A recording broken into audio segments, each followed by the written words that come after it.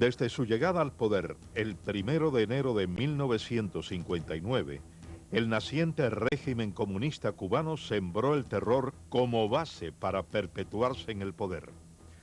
Fueron instaurados los denominados tribunales revolucionarios, con condenas preestablecidas, carentes en muchos casos de pruebas incriminatorias y con un denominador común: la imposibilidad del ejercicio de una defensa justa. Decenas de miles de hombres y mujeres fueron confinados a largas condenas y otros miles fueron ejecutados en los paredones de fusilamiento.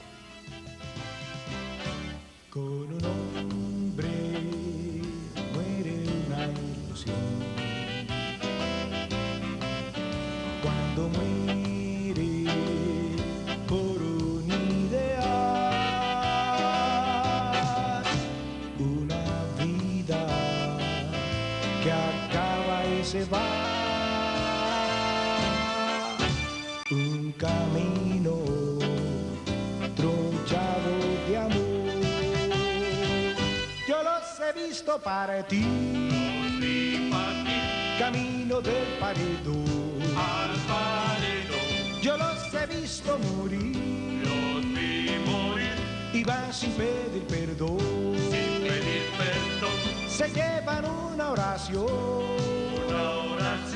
de la mujer de su amor, De su amor, un niño reza al Señor, reza al Señor, y van sin pedir perdón, sin pedir perdón. fueron camino del fin, Los vi partir donde todo terminó.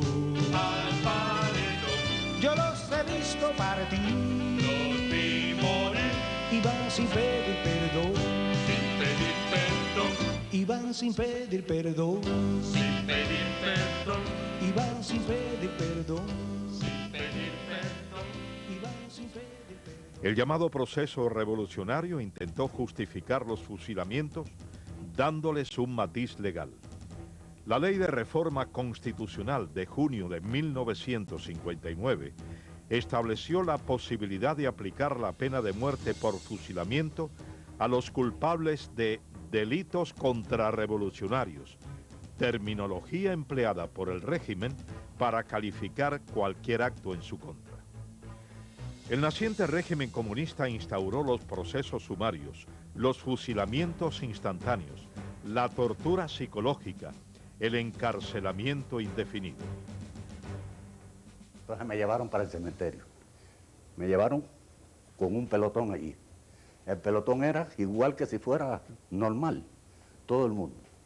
Y me pararon allí y me dijeron, si hablas, queda vivo, si no te vamos a matar, aquí está el paredón. Bueno, me puedo ir, ¿no? Dijo, atención, y paró todo el mundo. Y yo, hicieron la mano atrás, sí. Atención, porten armas, sí. Apunte, dispare, pra, pra, pra, pra, pra, pra. Yo dije, bueno, me mataron, pero era de salva. Ahí yo me vi muerto. Yo dije, bueno, porque ellos me hicieron la pregunta, ¿no vas a hablar? No. Y la palabra mía fue, lo único que yo siento es que esta revolución, la cual yo ayudé y cogí muchos golpes y me sacrifiqué, sea la que me vaya a fusilar hoy. Prácticamente, desde la llegada al poder comenzó la oposición al naciente régimen. Primero, se produjeron enfrentamientos cívicos y se gestaron los primeros grupos de la resistencia. A mediados del mismo año 1959 comenzaron los alzamientos, añejo recurso del pueblo cubano contra las dictaduras, porque ya se vislumbraba el rumbo totalitario de la revolución cubana. Comenzaron los primeros enfrentamientos, cayeron en combates los primeros guerrilleros. Recuerdo también la muerte que me impactó mucho de Lorenzo Ramírez Monteliel. Ese muchacho era un muchacho joven de la raza de color de Caracusey, alzado de los primeros alzados que tuvo el Escambray. Estaba bajo las órdenes de Osvaldo Ramírez, pero a la misma vez era el segundo Osvaldo. Eso sería por enero 13, 14. Él fue herido, creo que fue el día 18, fue herido en el pecho y en la cabeza. Se fajó como un león, Después que él traía un M3 y cuando los magazines, las balas se le terminaron, cogió una 45 que traía y se fajó ya herido, pero bueno, ya herido, se fajó con la pistola. Luego más tarde cayó, no podía más y cayó, ya no podía más. Gracias a Dios pues fue rescatado a pesar del volumen de fuego que había en ese momento. Lo pudimos rescatar y llevarlo para el campamento de Pitajones, donde se le dio sepultura. Los combates se hacían cada vez más intensos.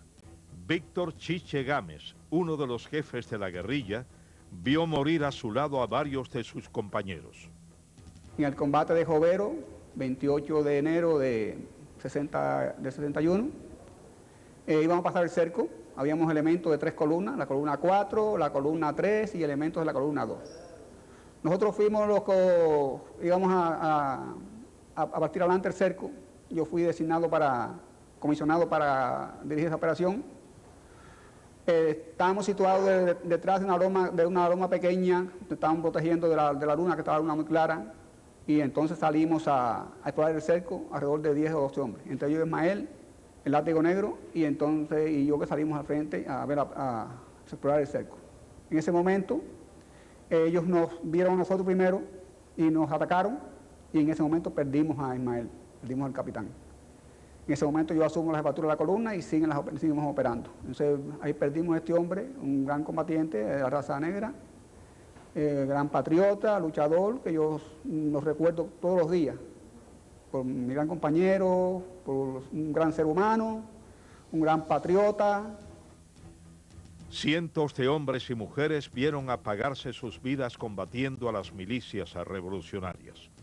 Quienes hoy cuentan la historia ven con pesar no poder recordar en muchos casos los nombres de sus hermanos de lucha, que eran conocidos a veces por un mote, un sobrenombre o un apodo. En un lugar que se llama la Loma de Laura, allí, que eso se conocía allí en las lomas, eso como esos lugares, esos nombres así, en la Loma de Laura fue, que ahí hirieron como cuatro o 5. Así de gravedad, hirieron uno que se llamaba Tacoronte, de La Habana, que tuvimos que arrastrarlo un poco, ¿no? Y cuando vimos que ya no se podía, había que dejarlo, porque era demasiada la sangre que estaba botando. Y como que ahí se acostumbraba, ya se acostumbraba, ya andaba tan conseguido el problema de que si estaba herido de muerte o ellos decían, había que decir, no, dale tú, y escápate. Eso era lo que había allí. Él cae herido ahí porque cuando la milicia nos sorprendió a nosotros cogimos barranca abajo. ¿Ve? Había que cogerlo, estábamos arriba en la loma y de allá arriba nos sorprendieron y cogimos buscando el lugar más bajo para poder salir caminando, porque era de la única manera, porque en los llanos no se podía caminar parado, había que buscar esos lugares para poder salir. Entonces ahí lo hieren ahí cuando ha brincado una cerca que había para coger la zanja, por ahí para abajo. Lo hirieron ahí, nosotros viramos para atrás, lo cotejamos, le rompimos la camisa para poderlo amarrar, para que no echara tanta sangre, pero era demasiada sangre que estaba echando, entonces él mismo decía también, no, váyanse ustedes, que yo voy a ver cómo escapo. Esto fue lo que nos dijo él. José Ramón Fernández Vera fue uno de los enlaces entre la guerrilla y la clandestinidad.